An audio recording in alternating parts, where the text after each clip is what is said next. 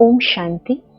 सुनते हैं आज 5 जून 2026 के परमात्मा महावाक्यों से कुछ डिवाइन सीक्रेट्स। आज बाबा कहते हैं कि हम बाप के साथ वापस तभी जा सकेंगे जब इस पुरानी दुनिया से हमारा बुद्धि योग निकल जाएगा, ममत्व हट जाएगा। तभी हम बाप के साथ वापस अपने घर जा सकते हैं।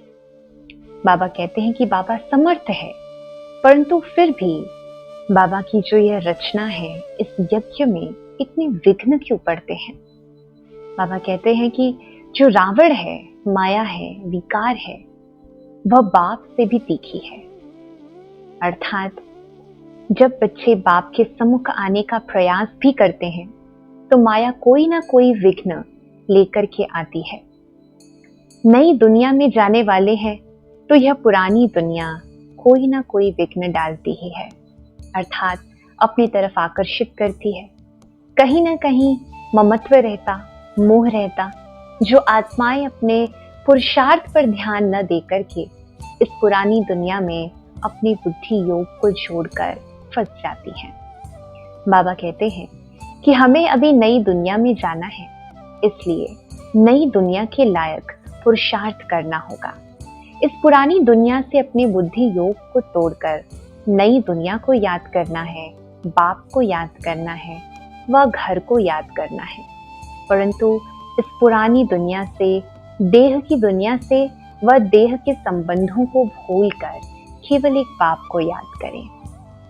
देखने में आता है कि आत्माएं चाहे कितना भी पुरुषार्थ कर लें, कितनी भी मेहनत कर लें, परंतु केवल एक पॉइंट है, यदि इस पुरानी दुनिया में बुद्धि योग लटकी हुई है तो पीछे रह जाते हैं, पद नंबरवार हो जाता है। तो बाबा कहते हैं ज्ञान और योग का बैलेंस बनाकर अटेंशन देना है स्वयं के पुरुषार्थ पर। जो बच्चे बाप को बहुत प्यार से याद करते हैं, बाबा भी उनके सामने ज्ञान की बहुत अच्छी डांस करते हैं। तो स्वयं की चेकिंग करना है कि जैसा बाबा हमको कहते हैं वैसा हम करते हैं या नहीं। स्वयं की जांच करनी है, चेक करना है, चेंज करना है, और फिर हमें आगे उन्नति करने के लिए पुरुषार्थ करना है। नई दुनिया में जाने के लिए नई दुनिया को याद करना है, देवी देवताओं के गुणों को याद करना है, दैवी धारणाएं अपनानी है। तो मुख्य 4 विषय ज्ञान, योग, धारणा और सेवा, इन चारों ही विषयों पर हम ध्यान देंगे। पढ़ाई में नंबर 1 पद लेंगे। यह बाप की जो रचना है, बाप का नाम बाला करने के लिए, बाप की रचना को और आगे बढ़ाने के लिए हम बाप की मत पर चलेंगे।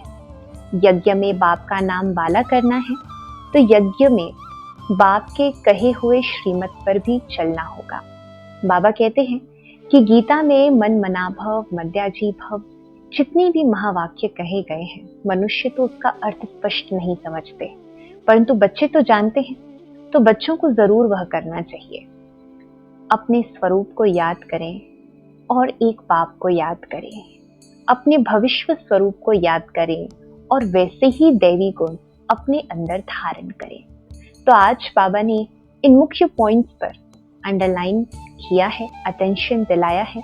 तो हम भी पूरे दिन में बार बार स्मृति में लाएंगे कि यह ज्ञान जो बाबा हमको सुनाते हैं, यह वास्तव में हमारे दिल तक उतर जाना चाहिए, अर्थात वो दैवी गुण हमारे जीवन में उतर जाने चाहिए। बाबा हमको क्या कहते हैं और हम क्या करते हैं, इस बात की चेकिंग करना चाहिए। ओम शांति।